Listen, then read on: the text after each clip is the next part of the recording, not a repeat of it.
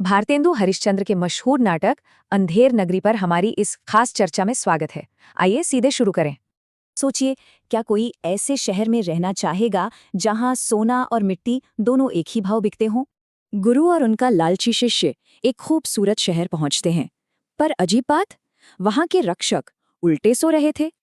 यहाँ का नियम बिल्कुल अजीब था। अंधेर नगरी चौपट राजा, सब्जी हो या स्वादिष्ट मिठाई, सब सिर्फ 1 टके में। बिल्कुल सही सुना। यहाँ कीमती सोना हो या साधारण घास, योग्यता की कोई कद्र नहीं, सबका भाव एकदम बराबर है।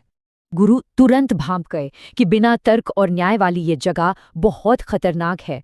उन्होंने तुरंत शहर छोड़ दिया। लेकिन वो लालची शिष्य, खैर, सस्ती और लाजवाब मिठाइयों का मोह वो नहीं छोड़ पाया और वहीं रुक गया। अब कहानी में आता है एक बड़ा ट्विस्ट। एक दीवार गिरने से एक चोर की अचानक मौत हो जाती है। राजा का न्याय देखिए, कारीगर से शुरू होकर इल्जाम अंततः एक बिल्कुल निर्दोष कसाई पर आकर टिक जाता है। पर यहाँ भी एक अजीब पेच है। फांसी का फंदा उस दुबले पतले कसाई के गर्दन से बहुत बड़ा निकला।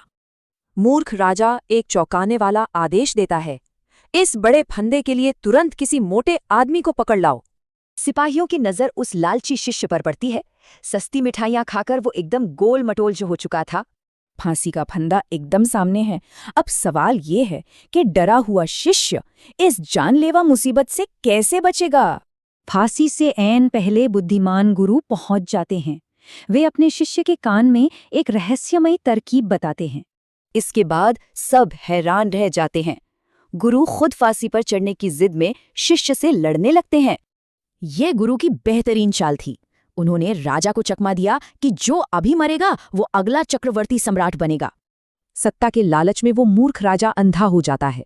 सबको हटाकर वो खुद फंदे की ओर लपकता है। राजा खुद फांसी पर झूल जाता है, जिससे तुरंत इस अराजक अंधेर साम्राज्य का अंत हो जाता है। शाम ढलते ही गुरु और अपनी गलती पर पछताता हुआ शिष्य दोनों चुपचाप पहाड़ों की ओर निकल जाते हैं। कहानी का सबक बिल्कुल साफ है। न्याय, तर्क और योग्यता के बिना कोई भी समाज अंततः बिखर ही जाता है।